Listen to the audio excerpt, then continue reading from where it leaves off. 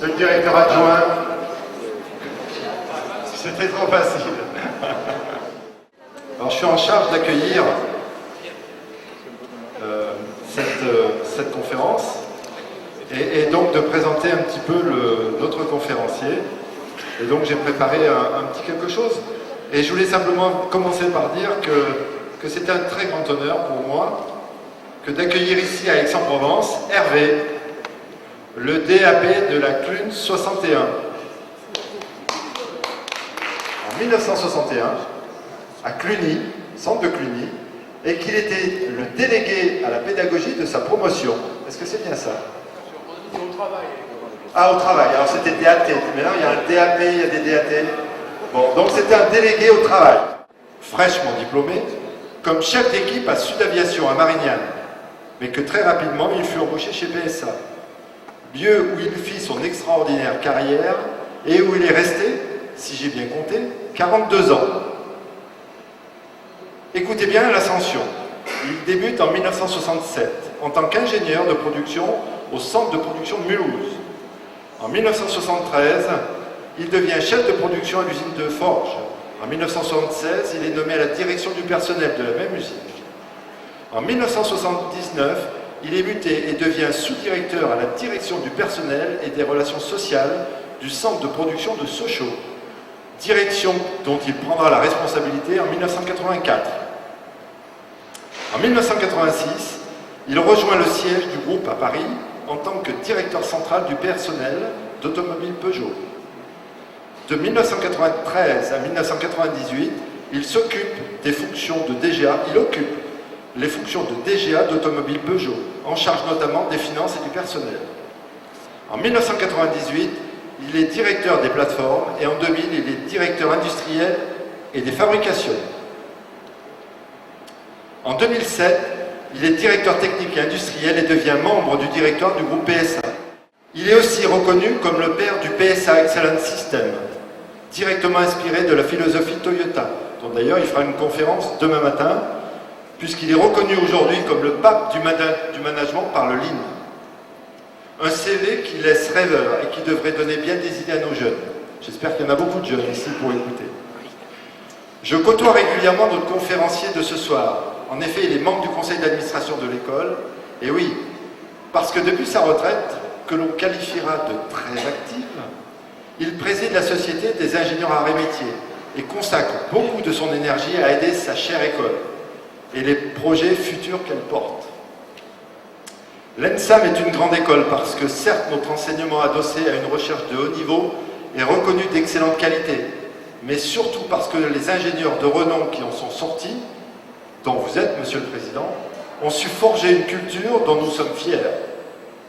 J'invite d'ailleurs ceux qui ne connaissent pas bien notre école à découvrir ou redécouvrir. Mesdames, Messieurs, je suis fier d'accueillir ce soir Monsieur Roland Vardanega, qui nous fait l'honneur et l'amitié de venir nous parler de sa vision du futur. C'est la parole à nos trois coprésidents du réseau Excellence qui montent entre autres cette soirée. Vous prenez la... Pierre, Allez, qui est-ce qui commence? Pierre, tu viens à ma place? Moi qui commence. Le réseau Excellence, en deux mots, hein, c'est une idée qui a déjà un certain nombre d'années, une idée qui est passée dans les faits. C'est en fait de rapprocher trois cultures qui bien souvent s'ignorent. La culture de l'IAE, c'est-à-dire la gestion des entreprises, la culture Institut d'administration des entreprises, de l'IAE, la culture des arts et métiers, c'est-à-dire la culture technologique, et la culture de Sciences Po, c'est-à-dire sciences politiques, c'est-à-dire plutôt l'approche sociétale des événements. Donc l'idée c'est, on se met ensemble parce qu'on a des choses à faire ensemble. Et aujourd'hui, bon, je suis particulièrement heureux de recevoir le président de notre société, Société des Arts et Métiers, des ingénieurs et métiers qui a plus de 150 ans d'âge, je crois, plus de 150 ans d'âge. Et je suis très très heureux de le recevoir chez nous et au sein du réseau Excellence. Un des objectifs de ce réseau Excellence est de montrer que nous sommes ouverts sur la société. Tout à l'heure, nous avions une réunion entre Gazar, nous avons parlé de nos problèmes de Gazar, et bien maintenant nous ouvrons notre réunion à l'ensemble de la société pour parler et bien également de nos problèmes de Gazar, parce que l'industrie, c'est quand même notre problème, c'est le problème des Gazar. Bon, on peut l'applaudir quand même un peu. Voilà. Alors, moi, je vais être très bref. D'abord, présenter Ali Albert, notre secrétaire général, Marc Pavageau, qui va animer cette soirée, qui est le délégué général du réseau Excellence, nous trois, les trois coprésidents fondateurs, remercier le directeur de son accueil, l'ancien directeur Jean-Paul Kieffer, quelque part par là, d'être présent aussi, et surtout vous, monsieur. Vous avez vu qu'on est venu en nombre pour écouter parler de l'industrie. Bon. Et à un moment où on dit que l'industrie, ma foi, elle se perd, et où on la voit tous les jours perdre un peu de sa vigueur, on se rend compte aussi qu'au même moment, elle garde de la force, elle garde de l'ambition, elle garde de la volonté, et ça je crois que c'est quelque chose qui est important. Il n'y a pas de société développée sans société industrielle, il faudra bien qu'on se le mette une bonne fois pour toutes dans la tête. Je suis Stéphane Salor, le président de l'association des diplômés de Sciences Po Ex. Je suis heureux de voir ici que notre junior entreprise est présente avec celle des arts et métiers et de l'IAE également. Juste un mot pour vous dire qu'on a voulu créer ce réseau d'abord dans une amitié, une confraternité très ouverte, une complémentarité, comme l'a dit mon ami Boivin il y a quelques secondes, mais surtout pour parler d'entreprise. Parce que l'entrepreneuriat, la créativité, la maîtrise collective des réseaux de créativité, la gestion d'un savoir-faire sur un territoire, toutes les formes de partage qui y sont associées nous semblent quelque chose d'indispensable. Il ne peut pas y avoir de réussite isolée, il ne peut pas y avoir de réussite qui soit due qu'au hasard, il peut y avoir aussi des processus de réussite qui sont dus au travail, à la complémentarité des savoirs, des compétences, qu'elles soient scientifiques, qu'elles soient liées aux sciences de gestion, qu'elles soient liées aux sciences sociales, morales et politiques. Et je crois qu'effectivement, quand on voit la gouvernance des grandes sociétés, eh bien on voit que cette gouvernance, ou des petites sociétés d'ailleurs, il n'y a pas que les grandes, les petites aussi, on voit que cette gouvernance, elle se bâtit dans la multiplicité et la complémentarité des talents. Et c'est pour ça, cher monsieur, qu'on a créé le réseau Excellence. Voilà, je ne serai pas plus long. Passez une belle soirée avec Roland Vardadeka et puis Marc Pavageau. Et puis je suis heureux de vous voir aussi nombreux. Merci beaucoup.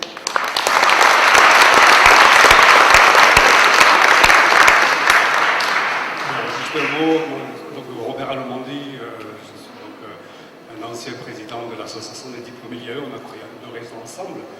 Et avant de faire les remerciements d'usage, je voulais dire que par rapport à ce que Pierre Jambard a initié dans votre présentation, vous allez nous parler de l'industrie, c'est très important de donner du travail aussi, de faire venir l'industrie. Mais ce qui est important aussi, c'est de travailler en pluridisciplinarité, et c'est un peu ça qu'on a essayé de faire en 98, de travailler ingénieur, responsable d'administration, IAE, mais aussi de travailler grande entreprise, petite entreprise, de travailler aussi avec les pôles de compétitivité. Je vois Inopsis, c'est une plateforme où il y a beaucoup de partenaires, on le voit. Et c'est ça qui est vraiment important, c'est de décloisonner et de travailler ensemble vers de l'innovation, vers de la création de valeur. À mon avis, à notre sens, c'est ça le plus important. Voilà, donc je voudrais être bref et remercier tous ceux qui nous ont aidés à cette organisation, les jeunes, les élèves ingénieurs des arts et métiers. Je voudrais que vous les applaudissiez parce qu'ils nous ont beaucoup aidés à le faire. Je voudrais remercier nos partenaires financiers. Bonjour à tous. Alors je me présente, je suis Victor King, je représente Junior Expert Sciences Po Ex, qui est la junior entreprise de Sciences Po. Je suis Lauriane Campus, je représente Junior Consulting de l'IAE d'Aix-en-Provence. Bonsoir à tous, je suis Lucas Picci, le président de l'art et métier Junior Études, la junior entreprise des arts et métiers ici. Alors,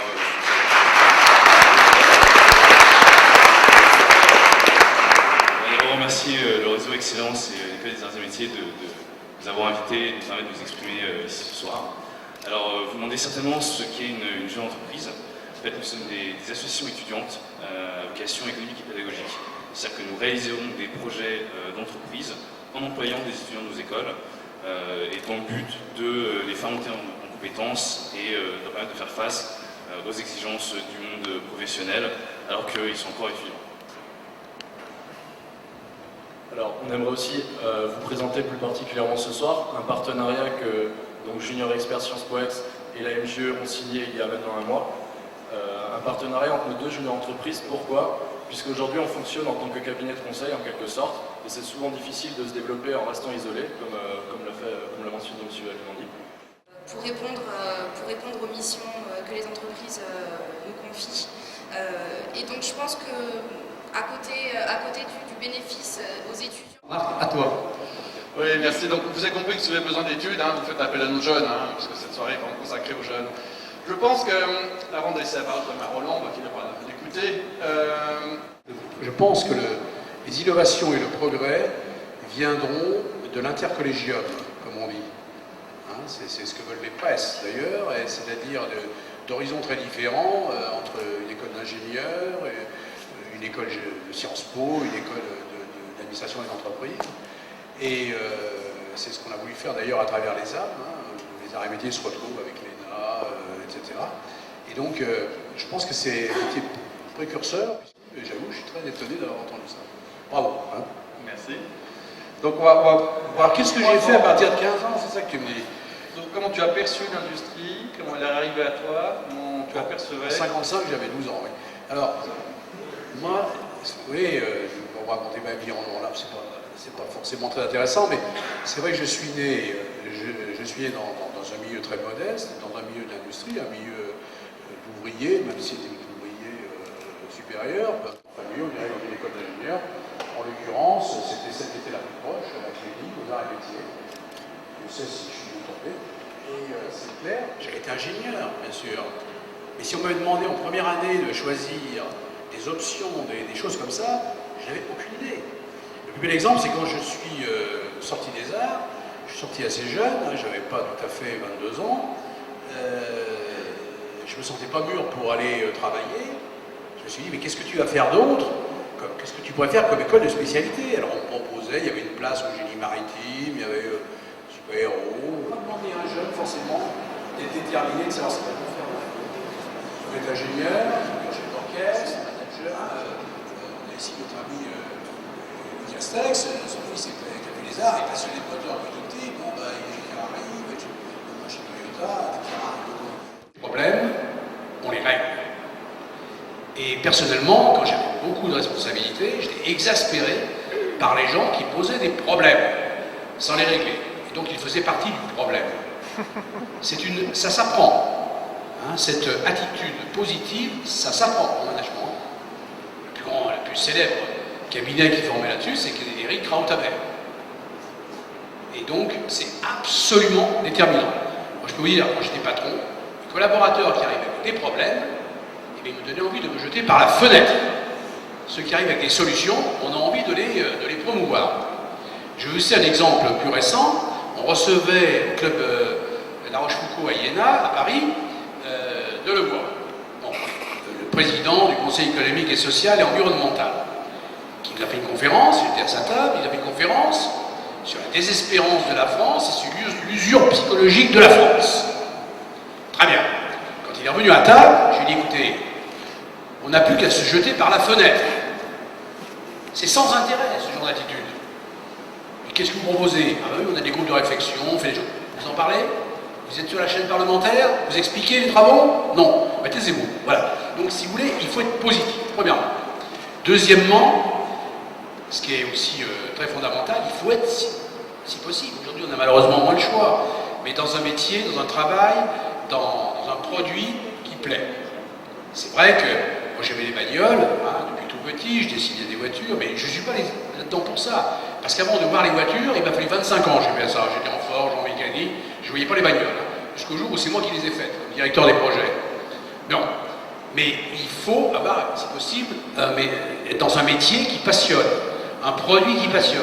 Ça ne veut pas dire qu'en travaillant sur les transformateurs chez Schneider, on ne peut pas être heureux, mais bon, si on est dans un pays qui passionne, dans un métier qui passionne et dans un produit qui passionne, on peut s'exploser davantage et être meilleur.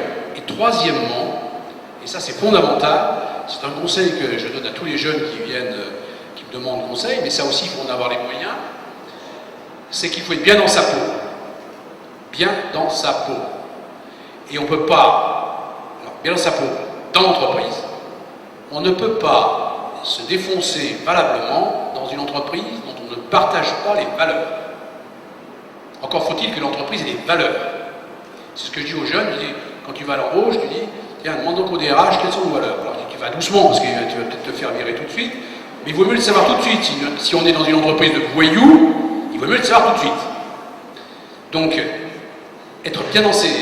Moi, je peux vous dire, j'ai eu dans ma vie des moments extraordinairement difficiles, comme le conflit de 89 chez Peugeot, qui a été le conflit du siècle pour Peugeot. 8 semaines, la France entière sur le dos, le 20h qui ouvre sur nous, ma fille à Chaptal qui se fait agresser, les paysans dans ma campagne, j'avais ma maison secondaire, où j'étais en boucle sur France Info. Enfin, je vous dis pas, si vous n'êtes pas bien dans vos godasses, vous ne tenez pas le coup.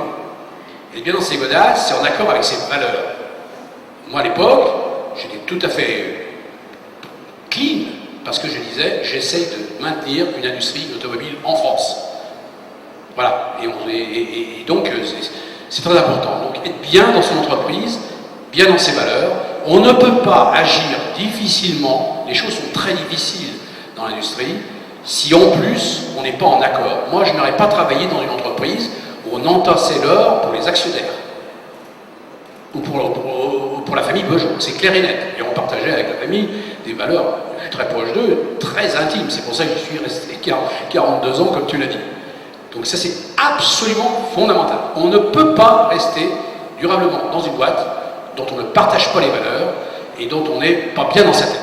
C'est pas la pression qu'on peut avoir à la présidence de PSA quand on est en crise, quand il manque 3 milliards, quand l'État est sur le dos, quand les fournisseurs sont tous en train de crever, qu'il faut leur envoyer 1 milliard, quand on n'a plus de clients, on ne sait pas jusqu'où on va tomber, moins 30, moins 40.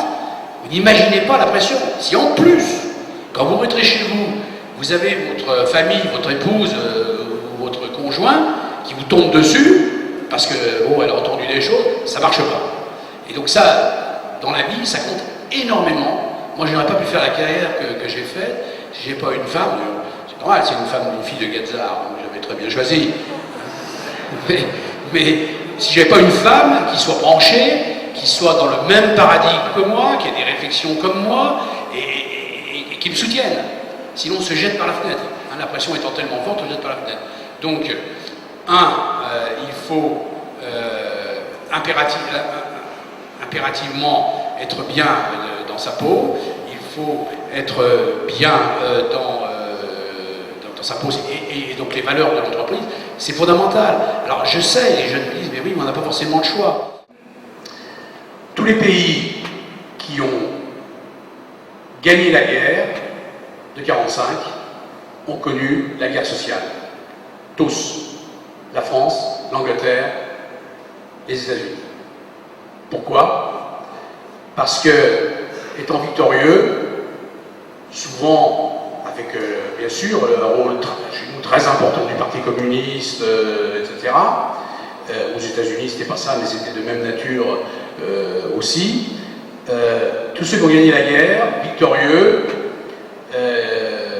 prétentieux, derrière, on a eu les 30 Glorieuses, et on a connu la guerre du partage. Moi, j'ai été l'un des plus grands acteurs français de la guerre du partage, en tant que DRH de Peugeot. C'est-à-dire qu'on a passé notre temps, victorieux, les plus beaux, les meilleurs, à se battre pour le partage de la richesse de l'entreprise.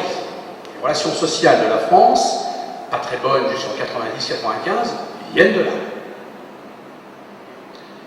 Les pays qui ont perdu la guerre, l'Allemagne et le Japon, se sont dit, il faut qu'on se serre les coudes, il faut qu'on s'entende, il faut qu'on ait une revanche économique.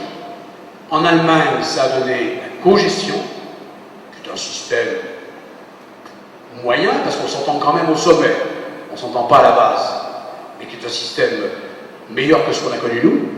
Et ceux qui ont touché le gros lot, c'est les Japonais. Parce que les Japonais, ils n'ont rêvé que de la revanche économique. Moi, je suis allé au Japon pour la première fois en 81. on entendait 5 fois par jour du MITI, du camp de l'ARN, etc. La revanche. On aura la revanche, on dominera le monde en l'an 2000, on n'aura plus besoin de travailler, on vivra de nos savoirs dans le monde, etc. Et donc, ils se sont serrés les coudes, ils n'avaient pas de ressources, en plus, contrairement aux Allemands, ils n'avaient pas de ressources énergétiques, etc., pas de place, et donc ils ont choisi ce qu'on appelle le lean management. Gagnant-gagnant. Il y a moins d'écart de salaire, il y a plus de solidarité, les ouvriers sont propriétaires de leur poste, enfin bon, je fais ma conférence demain là-dessus. On a passé 35 ans à se faire la guerre du partage, et pendant ce temps-là, on n'a pas fait le développement des ressources humaines. Alors, pourquoi en 89 nous avons résisté que là aujourd'hui? Les Américains, qui ont connu le même problème que nous, avec une force syndicale et qui prenaient une entreprise sur les 3 tous les 2 ans, donc ils avaient les moyens, ils ont tout lâché. Ils n'ont pas eu le choix. Ils étaient dans l'industrie resplendissante, l'industrie automobile américaine est morte.